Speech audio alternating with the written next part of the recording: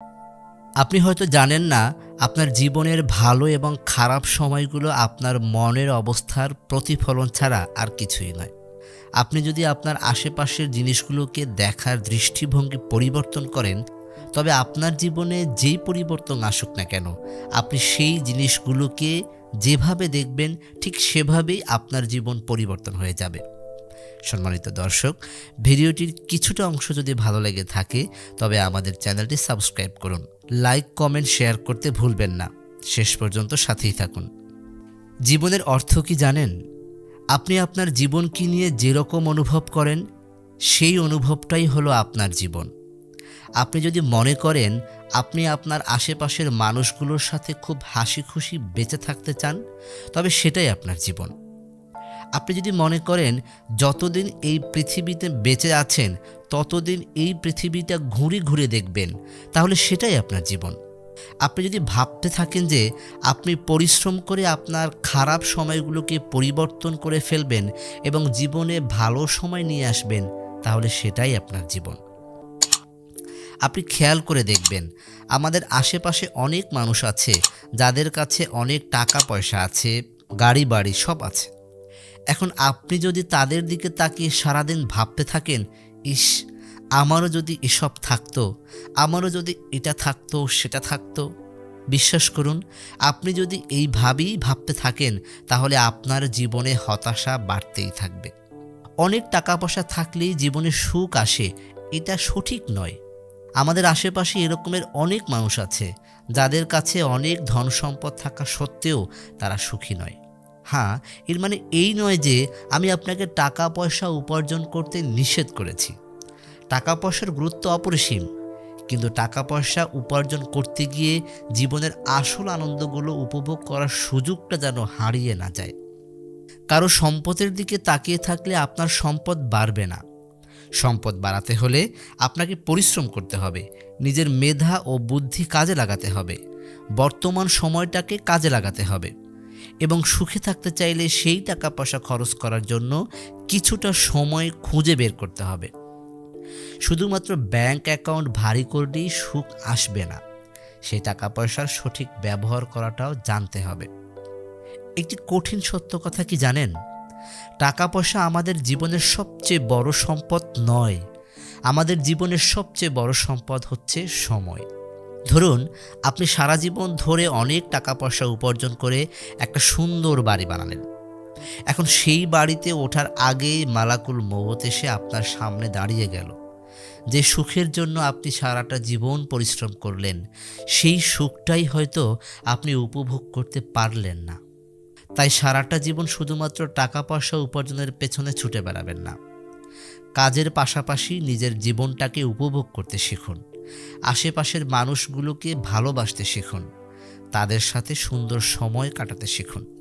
যেহেতু চিন্তাভাবনা একটা মানুষের জীবন বদলে দেয়, সেহেতু নিজের চিন্তাভাবনার উন্নতি করার পাশাপাশি পরিবারের সবাই যেন উন্নত চিন্তাভাবনা করতে পারে সেদিকেও খেয়াল রাখুন।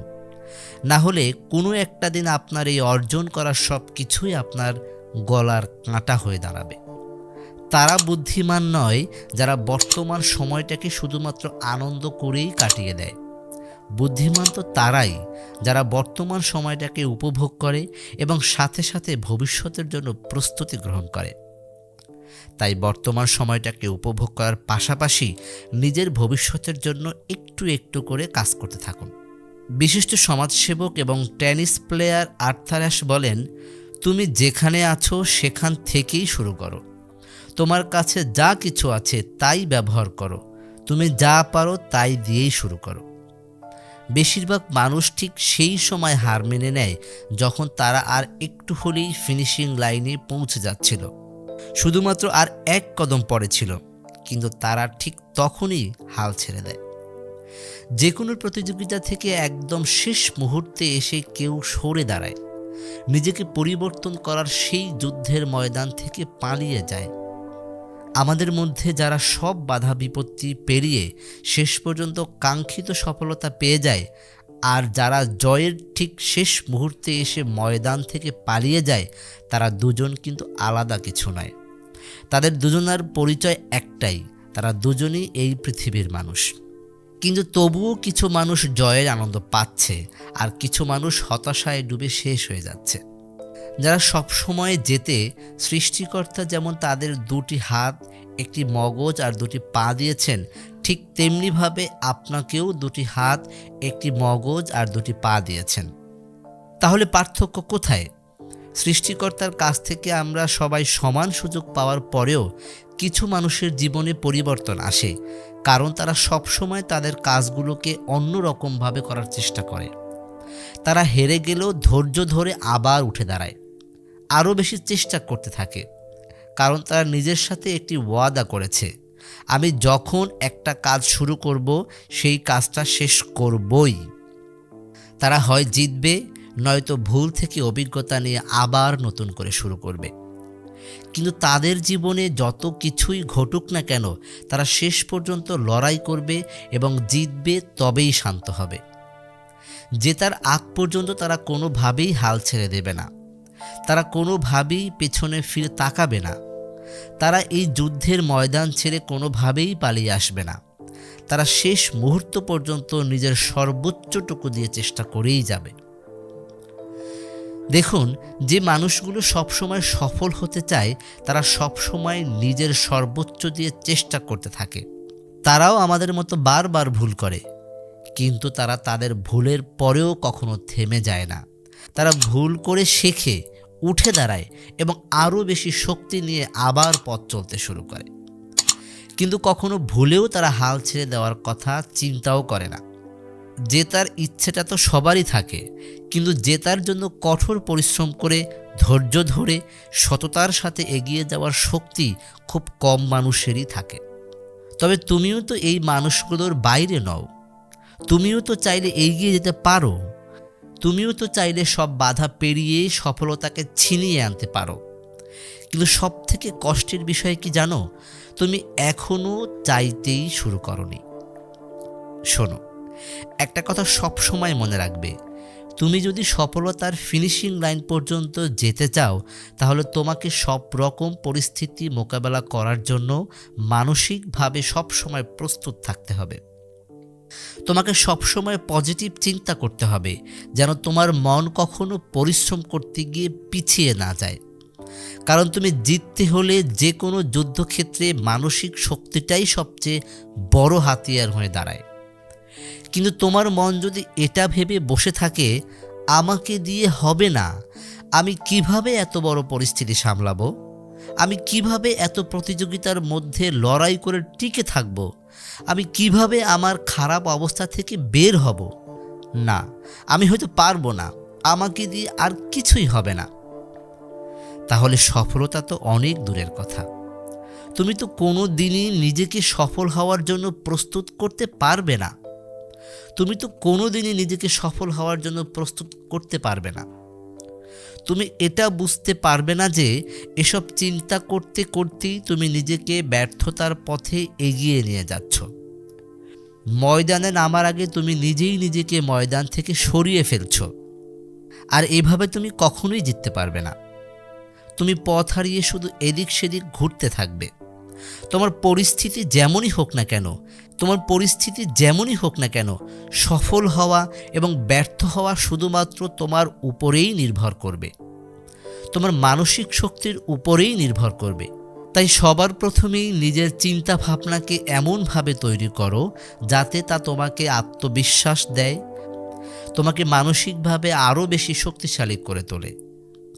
মনে রাখবে, এই পৃথিবীতে কোনো কিছুই চিরস্থায়ী নয়। তোমার জীবনের ব্যর্থতাও চিরস্থায়ী নয়, সফলতাও চিরস্থায়ী নয়। তাই কখনো হতাশ হয়ে পড়ো না, কারণ সফলতা আর ব্যর্থতা দুটোই আমাদের জীবনের অংশ। তুমি যখন সফলতার শেষ সিঁড়িটাতে পৌঁছে যাবে, তখন তোমার এই ব্যর্থতার কষ্টগুলো সফলতার আনন্দের ধারে কাছেও আসতে পারবে না। তখন তুমি শুধুই সফলতা দেখতে পাবে।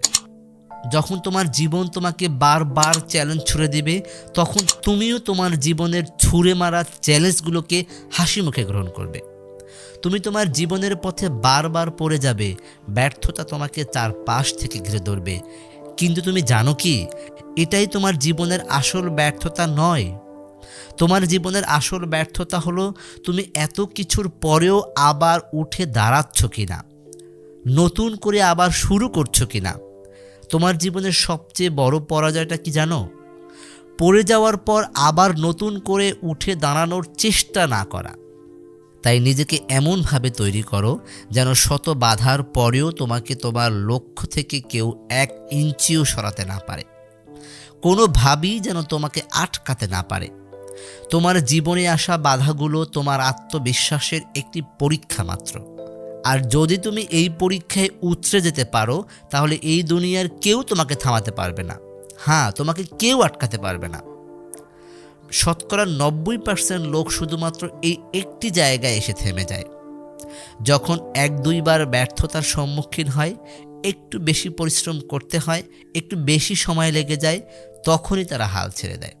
হতাশ হয়ে যুদ্ধের ময়দান ছেড়ে কাপুরুষের মতো চলে যায়।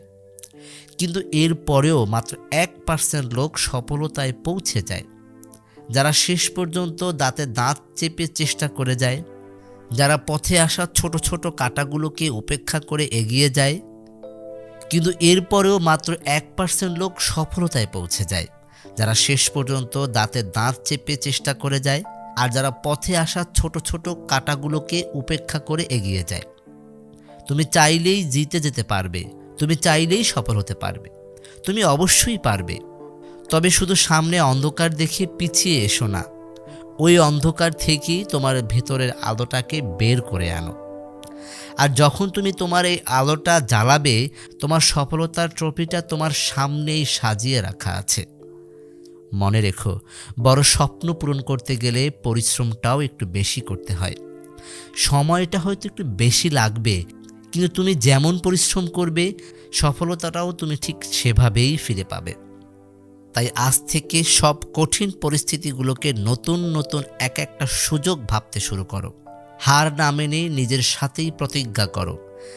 কারণ যারা সফলতা চায় তারা সব সময় শক্ত হয়ে দাঁড়িয়ে থাকতে জানে। তারা ভয়ের সাথে মোকাবেলা করার সাহস রাখে। তারা নিজের উপর বিশ্বাস রেখে কঠোর পরিশ্রম করে, শেষ পর্যন্ত লড়াই করে এবং সফল হয়ে দেখিয়ে দেয়। মনে রেখো, সেই মানুষটাই সফল হতে পারে যে কখনো থামতে জানে না। নিজেকে কখনো থামতে দিও না। সম্মানিত দর্শক, এতক্ষণ আমাদের সাথে থাকার জন্য অসংখ্য ধন্যবাদ। পুরো ভিডিওটি যদি ভালো লেগে থাকে তবে আমাদের চ্যানেলটি লাইক, কমেন্ট, শেয়ার করে পাশে থাকবেন এবং নতুন নতুন ভিডিও পেতে আমাদের চ্যানেলটি সাবস্ক্রাইব করবেন। ধন্যবাদ সবাইকে।